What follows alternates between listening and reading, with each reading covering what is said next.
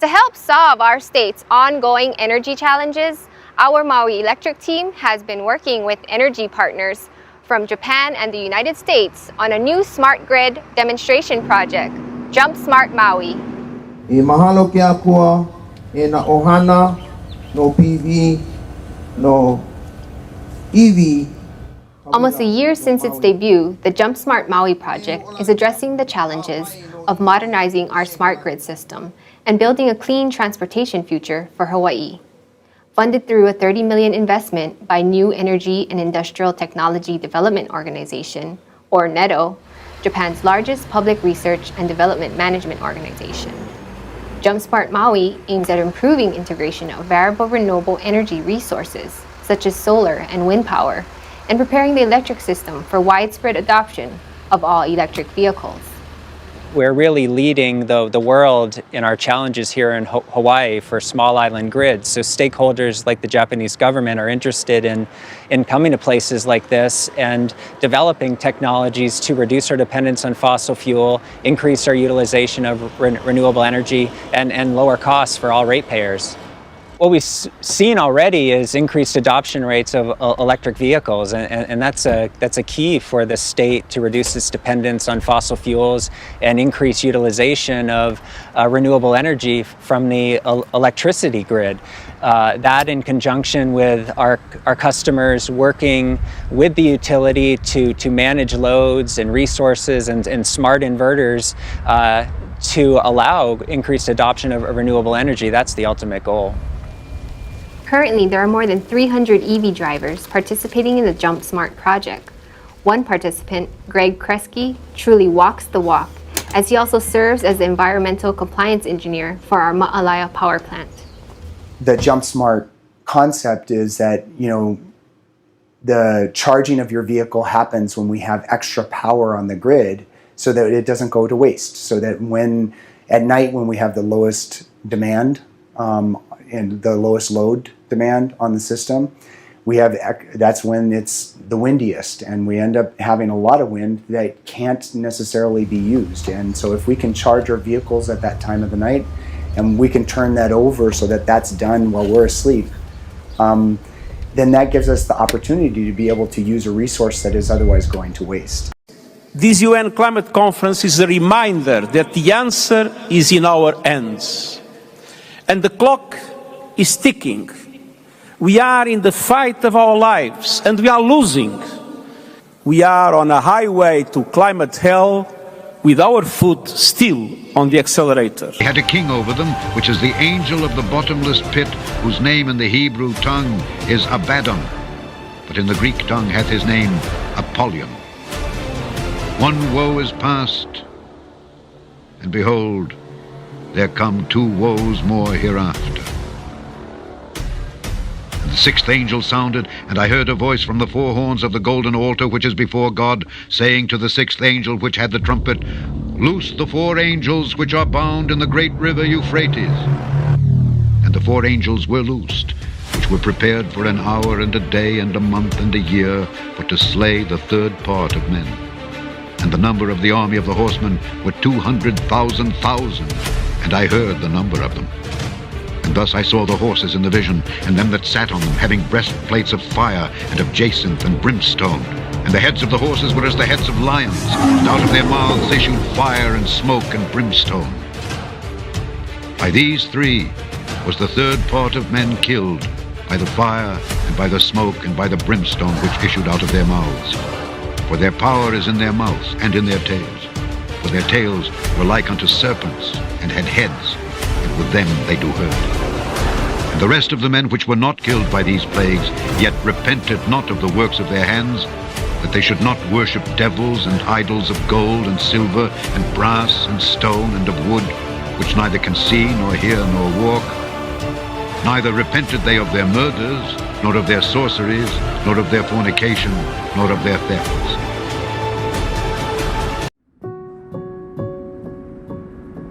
The line is going to change things for the better because we can implement global best practice into every element of the city. We are working with the best architects and planners from around the world in order to take all of the learnings we've inherited from other cities and create a new city from scratch. At The Line, we're working on building an urban model which provides unprecedented livability, a model for nature preservation and sustainability, all while providing a unique environment for economic growth.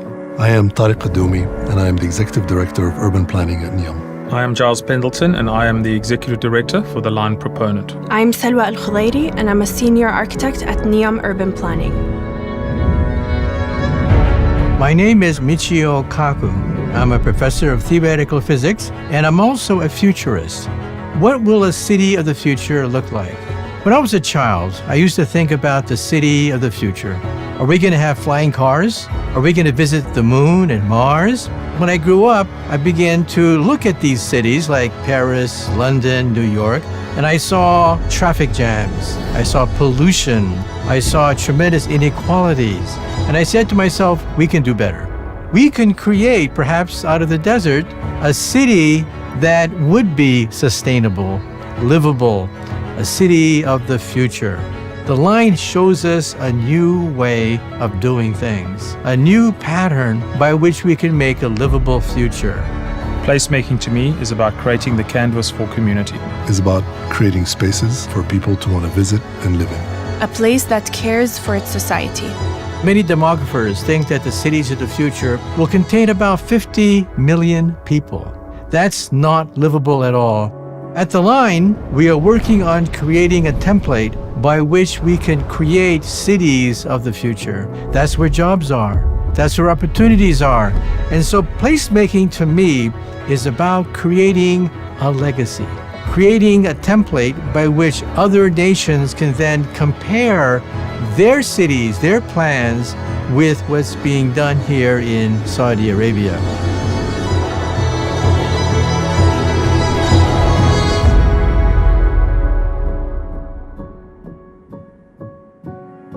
So, what are we looking at here?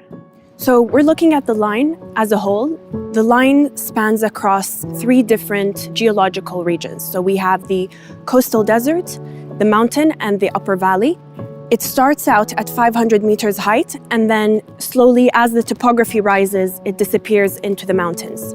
We have the hidden marina. This is where we're starting construction. We bring in a canal from the Red Sea to create a bay.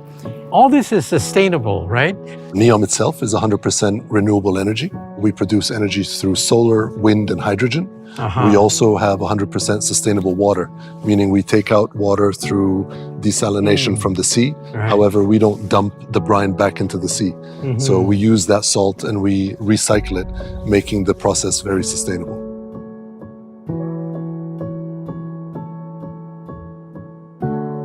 So this is a section of the line. You're going to have the mirror. This is where the mobility at height is going to be happening. This is your neighborhood, for example, right? And where are the shops where people can go shopping for So things? all of here is shops, right? Shops, So right. where your public space is, these that could be office spaces, right? Where people come down for lunch and sit outside. And basically you're 5 minutes away from your daily needs, meaning your school, your nursery. Makes life very convenient then, right? Everything's within walking distance. Like Midtown Manhattan, you're within walking distance of everything. Of everything. Within Midtown. But outside of that is hell.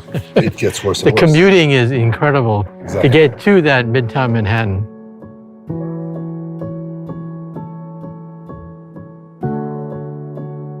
So this is where all the action takes place. Absolutely. Right here. Absolutely. So this is Okay. representative of an 800-meter wide module, 500 meters tall.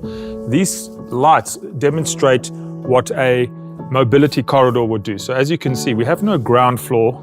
The subway is at multiple heights. And that allows you to potentially, if you're in a unit here, you can either go up to a subway or down to a subway. So if I live here, then the 5-minute rule would be around here?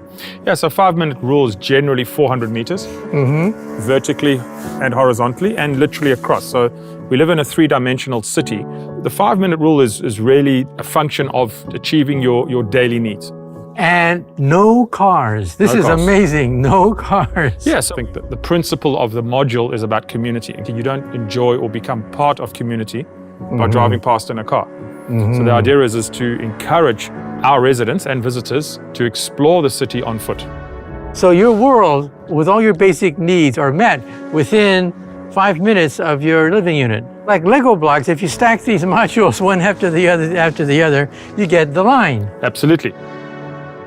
The original Lego movie introduced President Business, this egomaniacal business tycoon who went on to become the leader of the free Lego world. This was 2 years before the 2016 election. Did you guys predict the rise of Donald Trump? We're from the future. Yes. And you figured it out. It's true. We did make a character who always wears a big red tie and builds walls and is a businessman president. We started writing that in 2011. And it came out in 2014. And then if you want to see what the future is like, you have to see Lego Movie 2, because we came from the future again to tell you what it's going to be. Only 2 years ahead, though. Exactly. But perhaps with all your jetting around, you have not had chance to peruse today's headlines.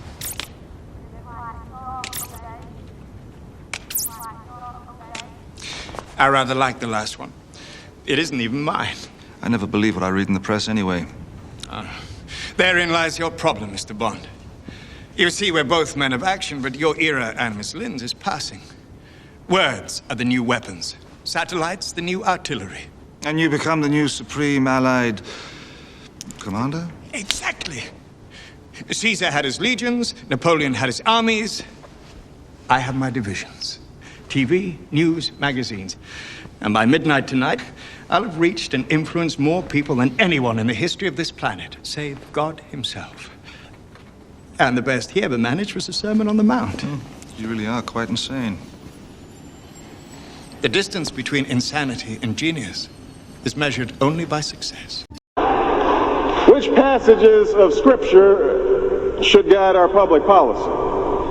Should we go with Leviticus, which suggests slavery is okay, and that eating shellfish is an abomination?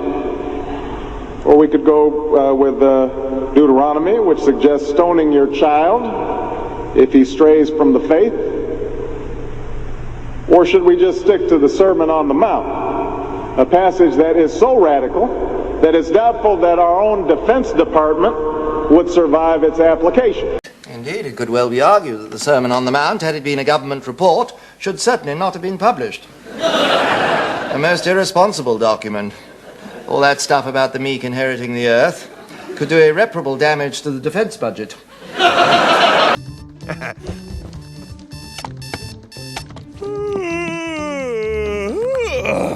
Good morning, apartment. Good morning, doorway. Good morning, wall. Good morning, ceiling. Good morning, floor. Ready to start the day. Here it is. Instructions to fit in, have everybody like you, and always be happy. Step 1, breathe. Okay, got that one down. Step 2, greet the day, smile, and say, Good morning, city! Good morning, city! City! Morning, city! How you doing? Morning, city! Step 3, exercise. Jumping jacks, hit them. 1, 2, 3. I am so pumped up! Step 4, shower. And always be sure to keep the soap out of your ass! Shave your face, brush your teeth, comb your hair. Wear clothes. Oop, almost forgot that one. No, not that, wrong. And that's it, check. Step 9, eat a complete breakfast with all the special people in your life. Hey, Planty, what do you want to do this morning? Watch TV? Me too! Hi, I'm President Business, president of the Octan Corporation and the world. Let's take extra care to follow the instructions or you'll be put to sleep. And don't forget Taco Tuesday's coming next week. That's the day every rule-following citizen gets a free taco and my love! We're in position between the fleets. Fire one missile at the flagship of each fleet. The Chinese will think the British are rattling the saber. The British will think the Chinese are being belligerent. And the media will provide cool, objective coverage. Let the mayhem begin.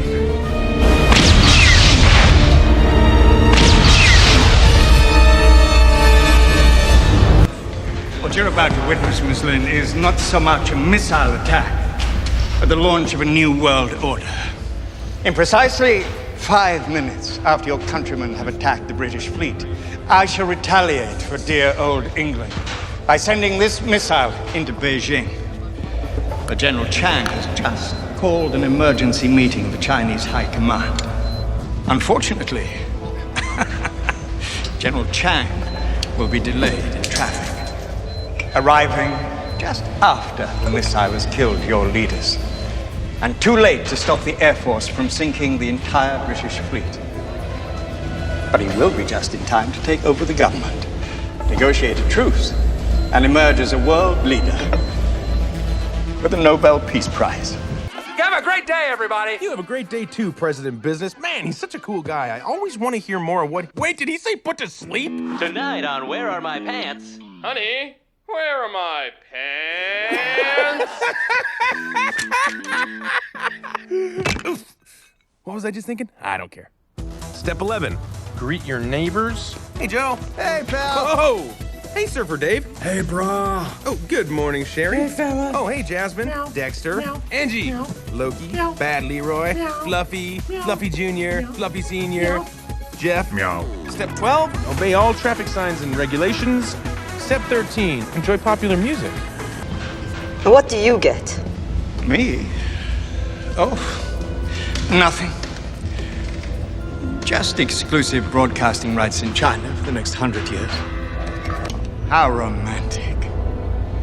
Don't you realize how absurd your position is? No more absurd than starting a war for ratings. Great men have always manipulated the media to save the world. Look at William Randolph Hearst, who told his photographers, you provide the pictures, I'll provide the war. I've just taken it one step further. Sorry about that. I tuned out there for a moment, Elliot. First of all, I'd like to thank you for such an illuminating discussion of the future. Thank you for the opportunity of interacting with the individuals that have made this possible and of actually going to the site itself. It's an experience that you cannot put on a sheet of paper. To see all the bulldozers, the cranes, the hundreds of workers, they're working on a project that they believe in because this is part of their future. But now I'd like to ask some questions. What gave you the inspiration to take on a challenge this big? The scale was the first thing that got me interested, and I think part of the overall vision around a cognitive and sustainable city, and those are two lenses I've traditionally seen a lot of my career through. One of my biggest sort of motivations behind this project is for us to continue in our effort to preserve as much of nature as possible and to create a city that can sit side by side with everything that people need on a daily basis and everything that the economy needs to thrive. I think working on such a radical and I would say challenging project, every minute of every day counts. We all know it. So I think that sense of responsibility is what really drives me. And Giles, everyone wants to create a legacy. So what are your goals? The legacy of the line will be that we will start to look at buildings and suburbs in a different way. So can we save time and get more accurate, less waste, more sustainable? And I think the modular thing is really going to be a big part of the success of the line. I think what we do is the legacy that we leave behind. I think what the line does is that creates an equality which we've rarely seen before around the world, providing equal health care to all of the residents that live on the line, equal access to education, higher education. So what are some of the challenges and some of the solutions that you guys have come up with? The line allows us a unique opportunity to placemaking at height. Our challenges on the line are not to eliminate the bad stuff because that's already not there. I think our challenge is always, how do we make it better? We have, of course, the rule book of how to build cities and how to build buildings and so on and so forth. But this project rewrites the book.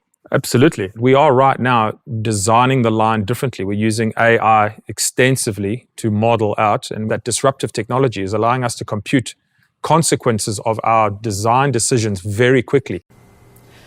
I'm a theoretical physicist, and I like to say that I walk in the footsteps of giants like Albert Einstein and Niels Bohr. I'm not a philosopher. However, I am rather dazzled by the fact that many of the basic mysteries that we find in string theory and the theory of everything seem to be mirrored in the Zohar and in the Kabbalah.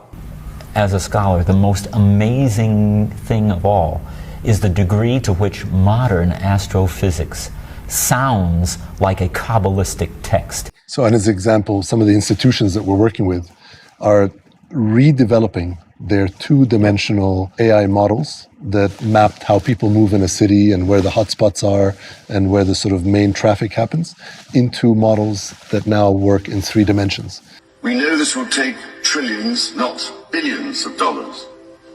We also know that countries, many of whom are burdened by growing levels of debt, simply cannot afford to go green. Here we need a vast military-style campaign to marshal the strength of the global private sector. Here we need a vast military-style campaign to marshal the strength of the global private sector. With trillions at its disposal. On September the 11th, enemies of freedom committed an act of war against our country. Americans have known wars, but for the past 136 years, they have been wars on foreign soil, except for one Sunday in 1941. Americans have known the casualties of war, but not at the center of a great city on a peaceful morning.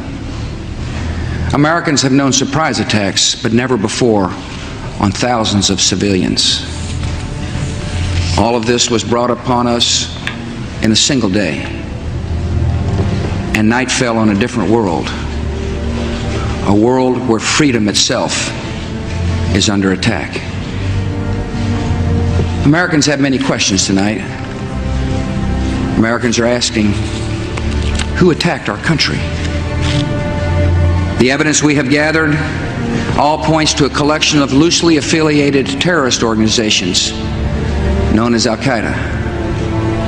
They are some of the murderers indicted for bombing American embassies in Tanzania and Kenya and responsible for bombing the USS Cole.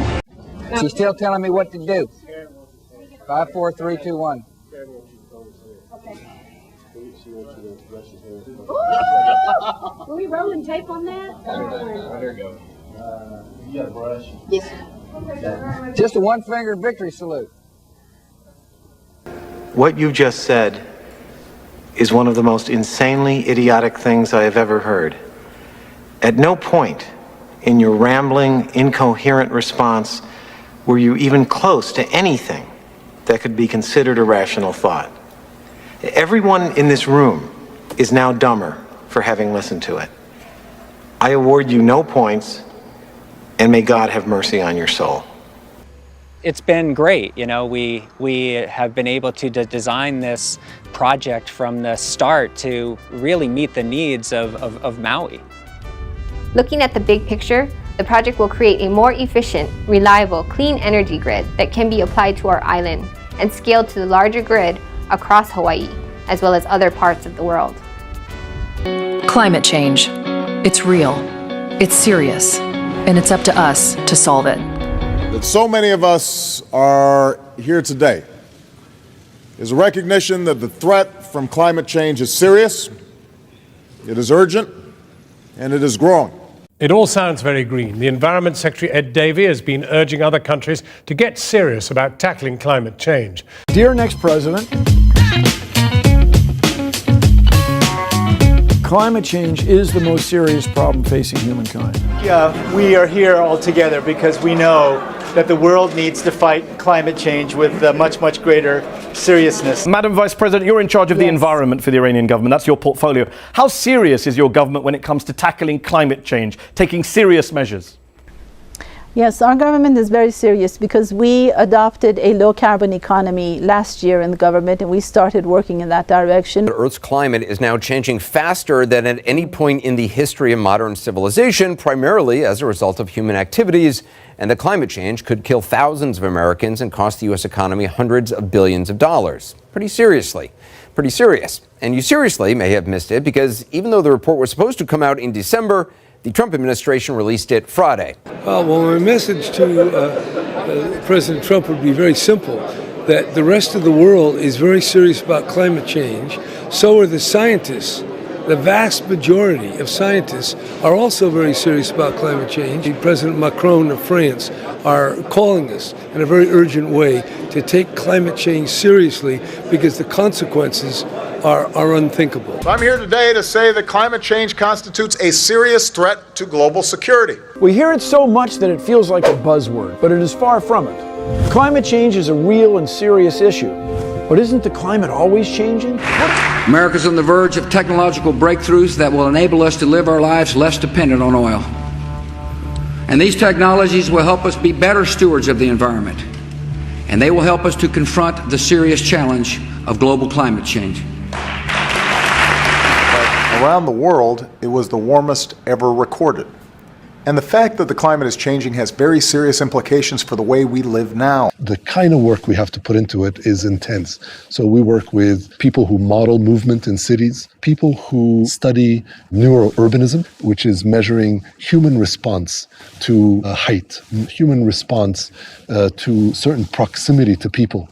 So we're getting that people enjoy seeing greenery and seeing views that are almost surreal in nature. We're building a city not slowly and incrementally.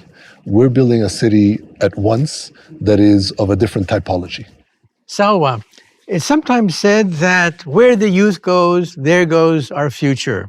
How does the line play in terms of how the young Saudis view the future? So the team that I work with is made up of a sample of the young Saudi generation. And I can tell you that the ambition and the drive that we wake up with every day is unshakable.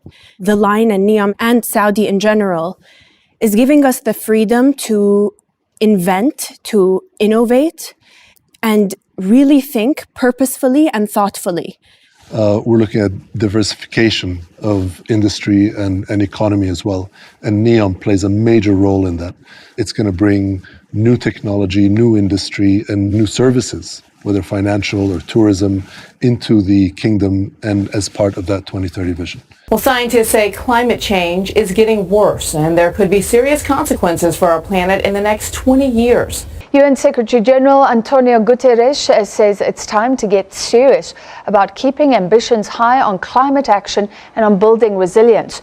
With science forecasting a dramatic rise in both the frequency and severity of disasters, it's time to get serious about keeping ambitions high on climate action and on building resilience and reducing disaster risk. Well, in conclusion, I'd like to say that, well, you convinced me, folks. I mean, I'm sold. I think you guys are actually talking about something that's going to affect the destiny of civilization itself.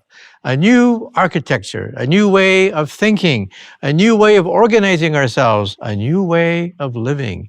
People are going to say to themselves, wow, something new is happening in Saudi Arabia. They've taken the lead. They're thoughtful. They're planning, and they're going to enrich our lives. And so on behalf of, well, everybody, I'd like to thank you so much for giving us a new vision, a vision of our future. This unanimity on climate change, that it's a serious threat in need of a serious response, stands in stark contrast to President Trump's position. It's really cold out. And right on cue, Twitter has been overrun with climate deniers cracking tired jokes about global warming. But beyond social media jabs lies a serious and ongoing discussion about how scientists connect extreme weather to underlying climate change. As I said in a press conference yesterday, we have seen unprecedented mobilization of the world community. People are taking it seriously, and we have a chance actually to solve this problem if we act forcefully and quickly.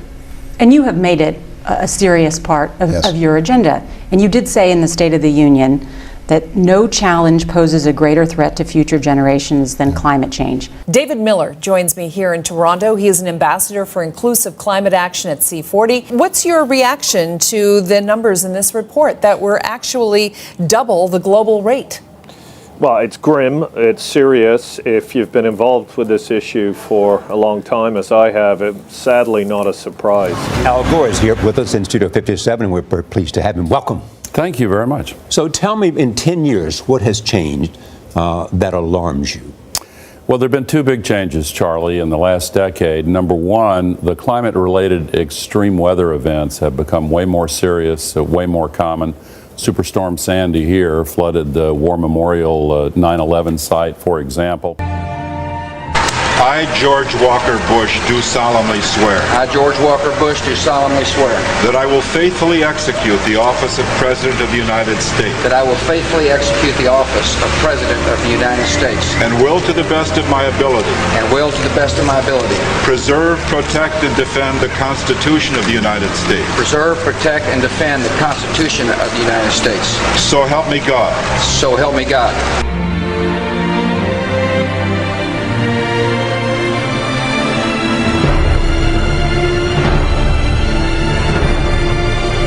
About 10 days after 9/11, I went through the Pentagon and I saw Secretary Rumsfeld and Deputy Secretary Wolfowitz. I went downstairs just to say hello to some of the people on the Joint Staff who used to work for me, and one of the generals called me and he said, "Sir, you gotta come in and talk to me a second." I said, "Well, you're too busy." He said, No, Liz. He says, "We've made the decision, we're going to war with Iraq."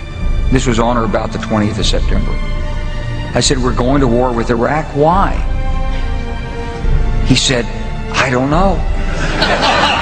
He said, "I guess they don't know what else to do." So I said, "Well, did they find some information connecting Saddam to Al-Qaeda?" He said, No. He says, "There's nothing new that way. They've just made the decision to go to war with Iraq." He said, "I guess it's like we don't know what to do about terrorists, but we've got a good military and we can take down governments." And he said, "I guess if the only tool you have is a hammer, every problem has to look like a nail." So I came back to see him a few weeks later, and by that time we were bombing in Afghanistan. I said, "Are we still going to war with Iraq?" And he said, "Oh, it's worse than that." He said, he reached over on his desk, he picked up a piece of paper, he said, I just got this down from upstairs, meaning the Secretary of Defense's office today, and he said, "This is a memo that describes how we're going to take out 7 countries in 5 years, starting with Iraq and then Syria, Lebanon, Libya, Somalia, Sudan, and finishing off Iran." Okay, so if we scientists are so good at making these dire long-term predictions about the climate, how come we're so lousy about predicting the weather? Besides, this year, we had a colder winter in my town. For all the scientists know, we could be in for global cooling. Here's the difference between weather and climate. Weather is what the atmosphere does in the short term, hour to hour, day to day. Weather is chaotic, which means that even a microscopic disturbance can lead to large-scale changes. Climate is the long-term average of the weather over a number of years.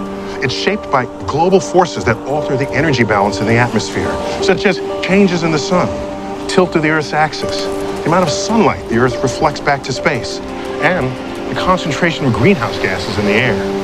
A change in any of them affects the climate in ways that are broadly predictable. My friend's meandering represents the short-term fluctuations. That's weather. It's almost impossible to predict what will attract his interest next, but not hard to know what the range of his meandering will be, because I'm holding him on a leash. We can't observe climate directly. All we see is the weather. The average weather over the course of years reveals a pattern. I represent that long-term trend, which is climate. Keep your eye on the man, not the dog. Weather is hard to predict, like my friend here, but climate is predictable. Climate has changed many times in the long history of the Earth, but always in response to a global force. The strongest force driving climate change right now is the increasing CO2. Houston, filters in place. Roger, 13. Suit circuit relief to close. CO2 canister, select to secondary.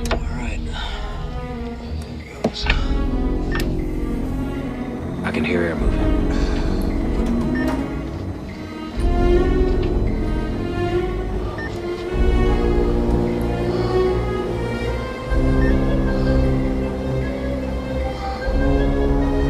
Just bring normal, fellas.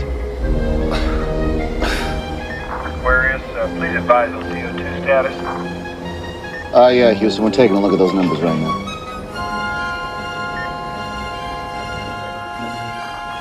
We're still holding close to 15, Houston.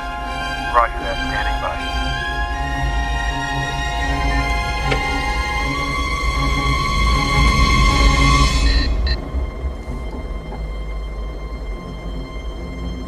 Houston, the CO2 level has dropped to 9, and it is still falling.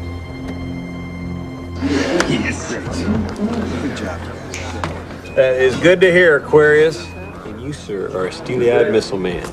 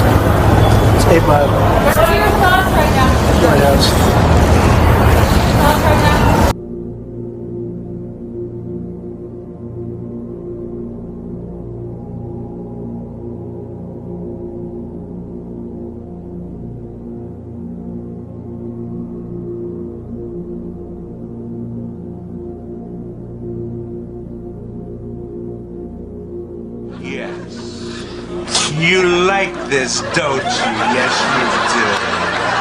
Yeah. All right. That's about all, kiddo. There you go. There you are. You just stay right there, Rags, all right?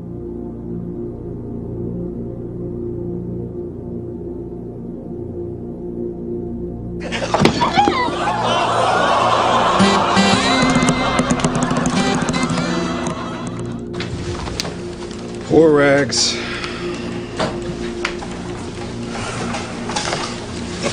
Good dog.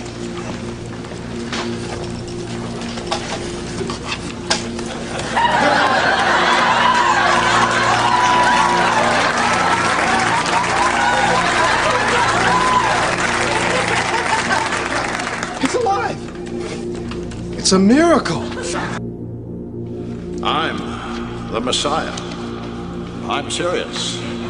The chosen one. The King of Kings. The Alpha and the Omega. You're looking at him. I am the chosen one. Russia would be making an incredibly serious mistake if we're to use a tactical nuclear weapon. I'm not guaranteeing you that it's a false flag operation yet. We don't know. But it would be a serious, serious mistake.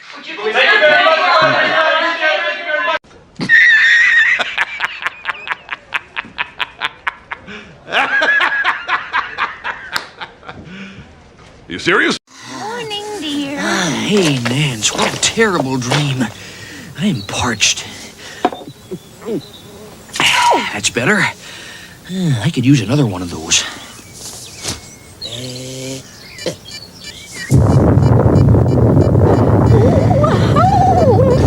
That's one heck of a nurse.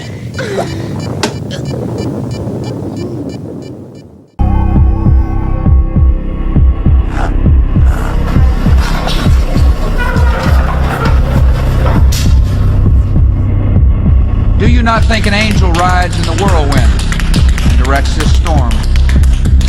This work continues. The story goes on. And an angel still rides in the whirlwind and directs this storm. God bless you all. And God bless America. Get ready to read all these words on this page without making a mistake. Look at the letter at the end and remember the sound it makes. Get ready. Kite. Yes, kite. Get ready to read this word the fast way. Get ready. Yes, sound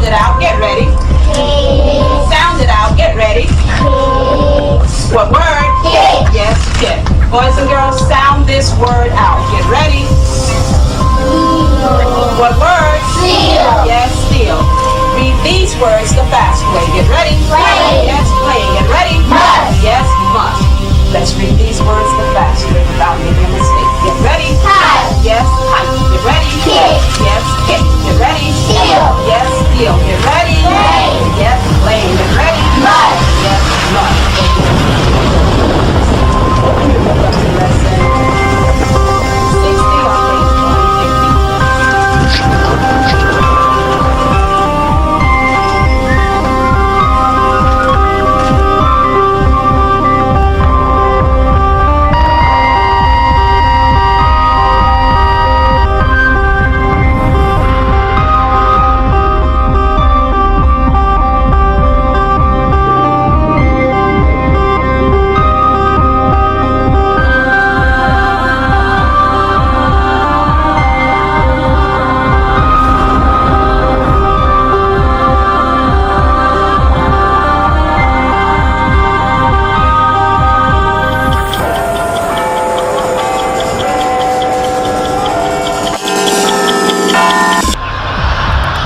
You will never see it coming.